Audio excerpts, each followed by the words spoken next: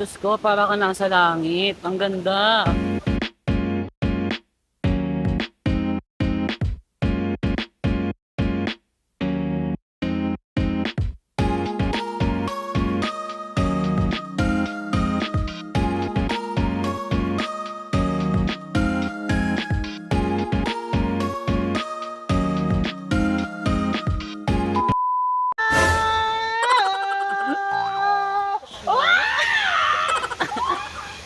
Bitaw!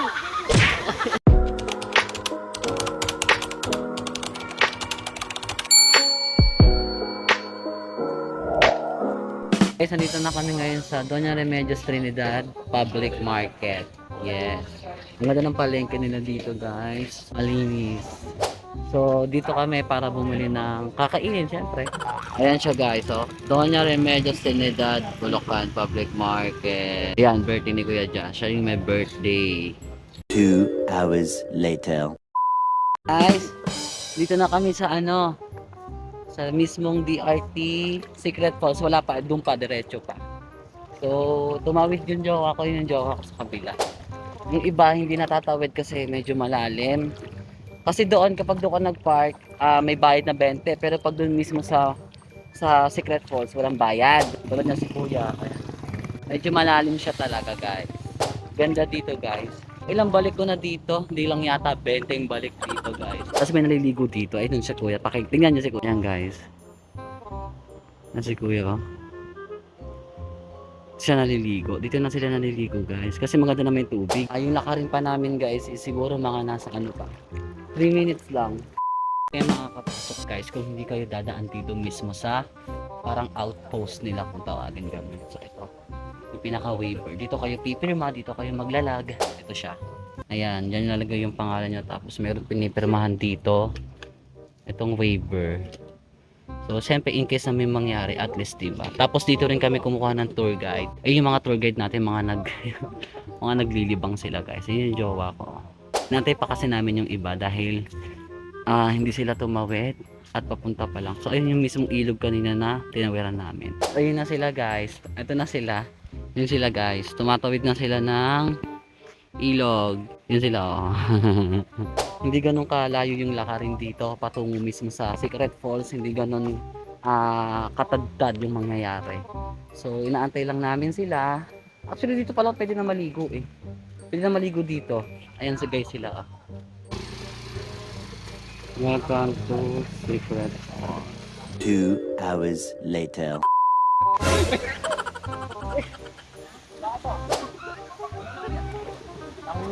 Dali na! Bukas wala naman akong pasok na to. Ah! Bitaw!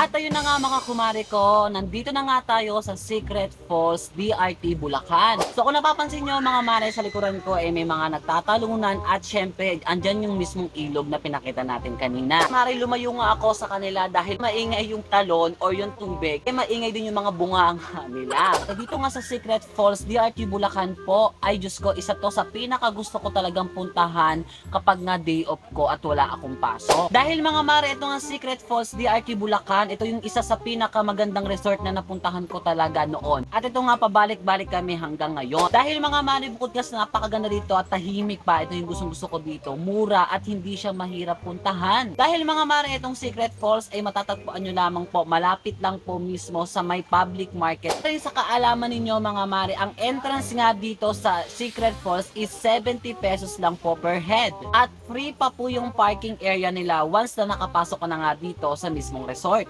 Medyo pahirapan nga dahil dalawang ilog nga yung tatawirin ninyo papunta dito sa Secret Falls. So kung ayaw nyo namang itawid yung mga kasakyan ninyo sa mismong ilog na yon, ay maaari nyo namang iwan yung mga 4 wheels or mga motorcycle ninyo dun mismo sa pinaka-bungad. So kapag doon po kayo nagpark sa mismong bungad mga mare, ay may bayad na po na 20 pesos per motor at di ko lang malaman kung 60 pesos yata kapag 4 wheels mga sasakyan mga ganun.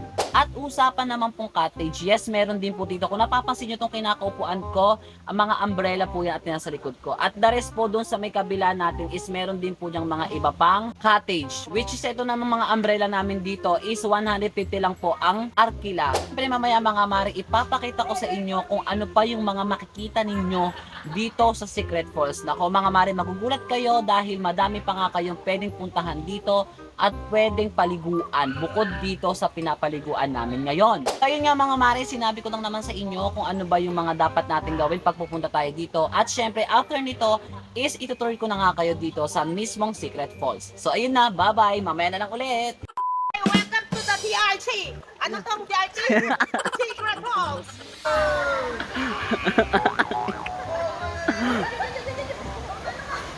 2 hours later. Kami ng Pinaka Falls. So samahan nyo kami ha. Cottage. Ayan. Cottage din yan. Ayan mga cottage yan. Malawak dito actually. Sobrang lawak. Naku, kumukulog. Tapos may mga paakyat-akyat pa dito. May mga cottage dito sa taas. Diba? Bongga. Tapos sa may kabila. Ayan, may tao rin pala dun sa kabila. Ayan. Dati wala yan eh.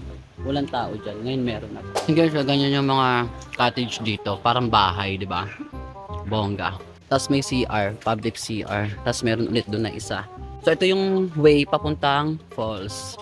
Medyo masukal lang siya pero hindi naman siya delikado kasi maayos naman yung daan.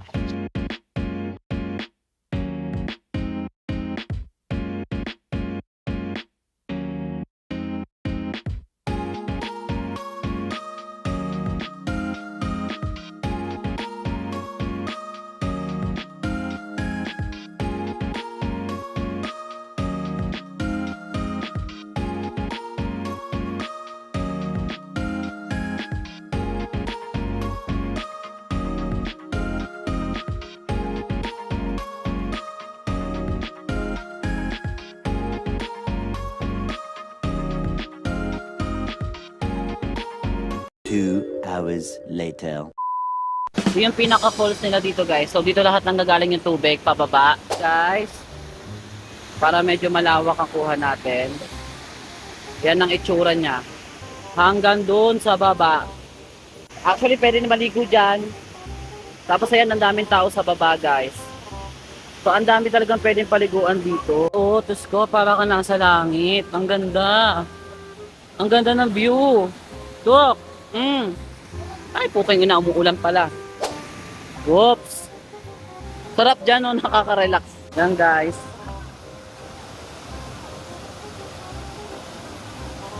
Yan, guys. Ito na kami sa pinakababa. Ang ganda dito. Yan. Tsaka dito ka, ha? Ay, sarap!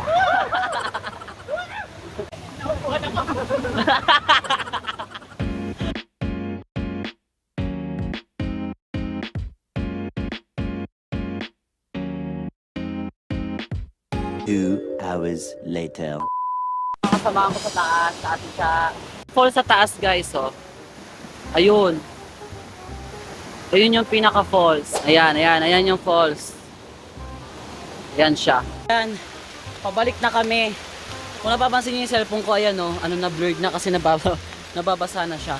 So, lumalakas na kasi ulan, baka kasi bilang tumaas yung tubig. Pero alam ko dito sa Secret Falls, sa DRT, basta DRT hindi lumalaki bigla-bigla yung tubig. Unlike sa Norsagaray.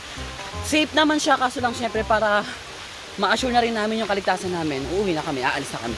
Babalik na kami dun sa aming cottage. So nauna na ako sa kanila kasi basang-basa na tagay yung cellphone ko guys. So mamaya na lang ulit. Bye-bye! Doon tayo sa swimming pool. Talon natin siya.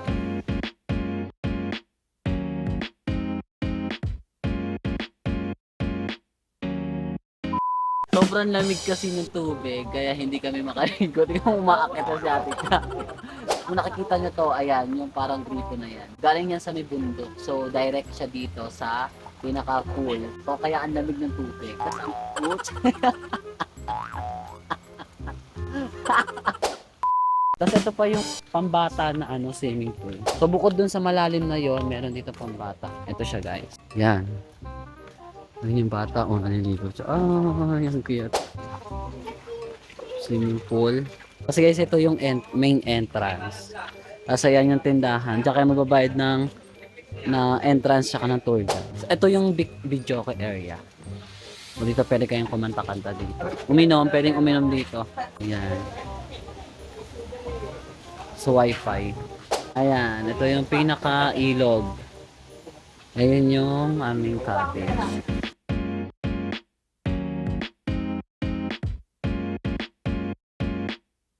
Ito na yung dulo. Ayan yung papuntang pinaka-falls mismo. Di maraming nakatambay kanina. Malalim na ba dito? Ay, di mababaw lang eh. Pabalik na kami guys. Ayan guys, pabalik na kami. Oy, masasarap pala pag pabalik. Ayan. Diba? Relax ka dito. Matitignan mo yung paligid. Sarap. Sarap pag pabalik-balik. Guys, dito kami sa dulo. Yan dyan, happy birthday. Don't touch my birdie. Don't touch my birdie. Pakasulit dito sa Secret Falls. 70 pesos per head. Tapos 150 yung cottage. Pwede kayong maghati-hati guys. Tapos doon na kayo sa labas bumili ng kakainin ninyo. So, di ba? Napakasulit na.